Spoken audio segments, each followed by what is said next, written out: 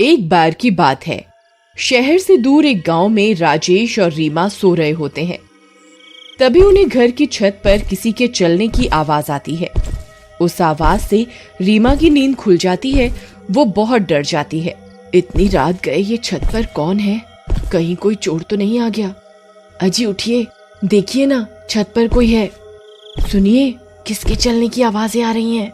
हाँ रीमा, तुम सही कहती हो, आवाज तो आ रही है। तुमने बाहर का दरवाजा बंद तो किया था ना? जी मुझे ध्यान नहीं है। हो सकता है मैं सोते वक्त दरवाजा बंद करना भूल गई हूँ। तुम डरो नहीं, मैं अभी देख कर आता हूँ। फिर राजेश दबे पांव बाहर मेन गेट को देखने के लिए जाता है। अरे, मेन गेट तो बंद है, तो फिर छत पर कौन है? अरे अरे, मर गए रे! फिर वो डर जाता है और डर के मारे वापस घर के अंदर घुस जाता है। अजी क्या हुआ? आप इतने घबराए हुए क्यों हो? अरे रीमा, मेन गेट तो बंद है, तो फिर कोई छत पर कैसे चढ़ सकता है? मुझे लगता है ये कोई चोर नहीं है, ये वही है जिसके बारे में गांव में अफवाह फैली हुई है। अजी आपका दिमाग खराब तो नहीं हो गया? शुभ शुभ बोलिए। नहीं रीमा, मैं सही कह रहा हूँ। गांव में अफवाह फैली हुई है कि एक आत्मा है जो घर की छत पर आती है और तीसरे दिन घर में रहने वालों का सर काट कर अपने साथ ले जाती है। अरे मर गए रे! तो क्या हमारी छत पर वो मनहूस आत्मा घूम रही है? हे भगवान, अब हम क्या करें? रीमा, जल्दी जाओ, सारी लाइट बंद कर दो, कहीं उसे पता ना चल जाए कि घर में कोई है। फिर रीमा घर की सारी लाइट बुझा देती है और वो दोनों एक कंबल के नीचे छिप जाते हैं। वो चुड़ैल रात भर उनकी छत पर इधर उधर मंडराती रहती है। फिर सुबह होने पर राजेश गांव वालों को इस बारे में बताता है। भाई, ये घटना अब बढ़ती ही जा रही है। राजेश भाई, एक काम करो, आज रात छत पर मिट्टी डाल देना। अगर कोई छत पर आया तो उसके पैर उस पर छप जाएंगे।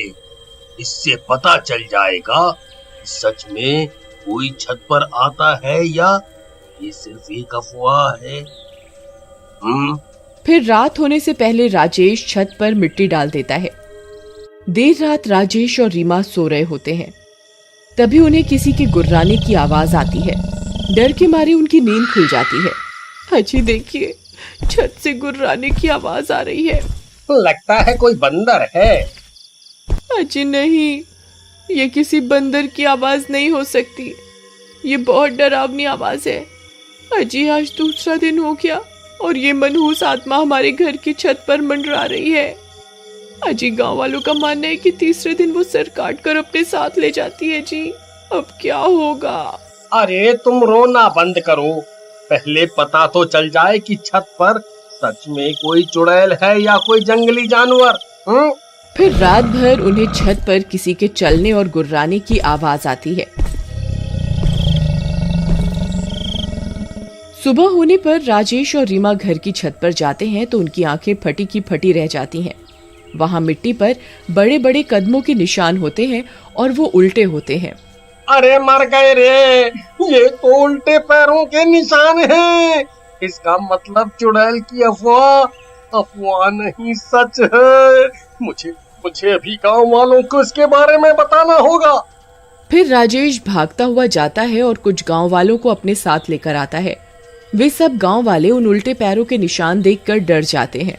हे भगवान, ये तो उल्टे पैरों के निशान हैं भाई। गांव के ऊपर सच में चुड़ैल का साया पड़ गया है। अगर की अफवाह सच है तो इसका मतलब आज तीसरा दिन है और वो चुड़ैल तीसरे दिन उस घर में रह रहे लोगों के सिर काटकर अपने साथ ले जाती है।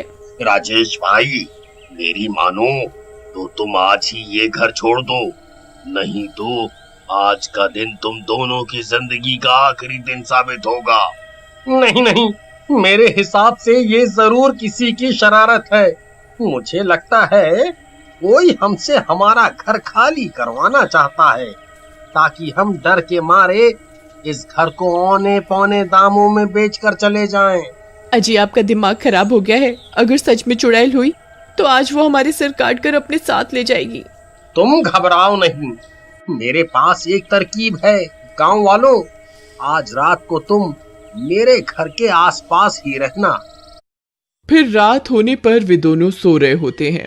तभी आधी रात होने पर उनकी छत पर कोई दस्तक देता है। कदमों की आवाज से उन दोनों की नींद खुल जाती है। अजी मर गए, आज तीसरा दिन है, आज हम नहीं बचेंगे जी। आज वो हमारी गर्दन काट कर अपने साथ लेकर ही जाएगी। गांव वालों ने कहा भी था घर खाली कर दो, लेकिन आपने उनकी एक न सुनी। लो आ गई चुड़ैल, अब क्या करोगे?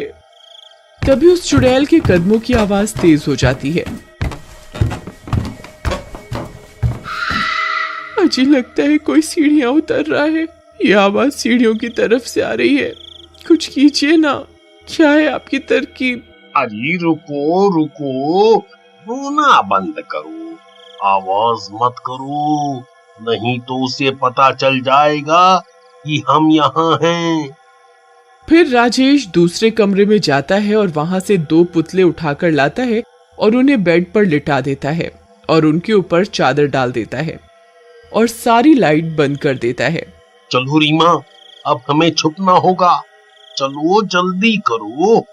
फिर वे दोनों उसी बेड के नीचे छिप जाते हैं। तभी दरवाजे पर दस्तक होती है।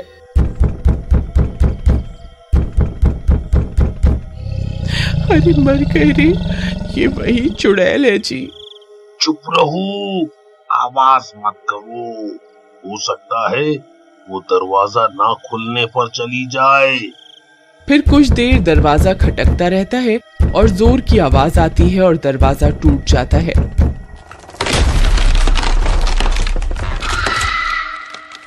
वो चुड़ैल अंदर आ जाती है। वे दोनों बेड के नीचे छिपे रहते हैं। तभी उन्हें चुड़ैल के पैर दिखाई देते हैं। वो उल्टे होते हैं। ये देखकर उन दोनों की सांस अटक जाती है। हे भगवान, अब हमारा क्या होगा? अरे मर गए रे। फिर वो चुड़ैल खंजर से बेड पर सो रहे लोगों पर हमला कर देती है और उन पुतलों की गर्दन काट देती है और पास में जाकर बैठ जाती है और उन्हें खाने लगती है। लेकिन जल्दी ही उसे एहसास हो जाता है कि वो किसी इंसान के सिर नहीं है, उसके साथ धोखा हुआ है। वो बहुत गुस्से में आ जाती है। धोखा, धोखा, मेरे साथ धोखा करते हो इंसानों, ये तुमने ठीक नहीं किया। मैं तुम्हारी खुशबू सूंघ सकती हूँ, मुझे पता है तुम यहीं कहीं हो। आई मम्मी, अब हम नहीं बचेंगे। अरे मर गए रे, अब क्या करें रीमा?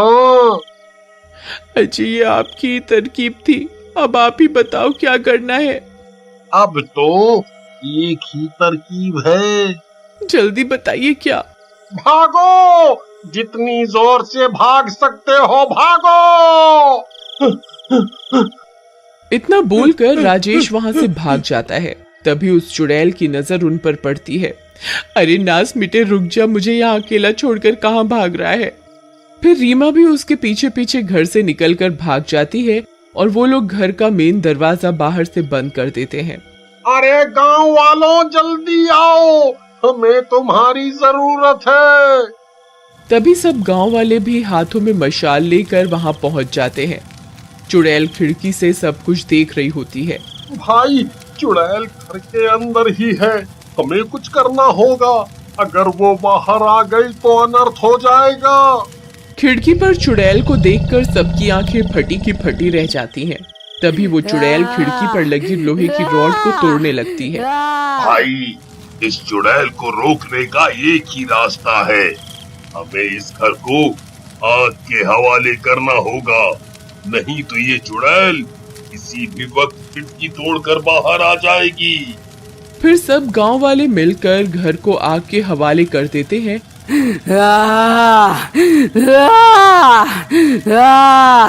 और वो चुड़ैल भी घर के साथ साथ जलकर राख हो जाती है। हम तो बेघर हो गए। तुम घबराओ नहीं, हम सब गांव वाले मिलकर तुम्हारा घर फिर से बनाएंगे। फिर सब गांव वाले मिलकर उनका घर फिर से बना देते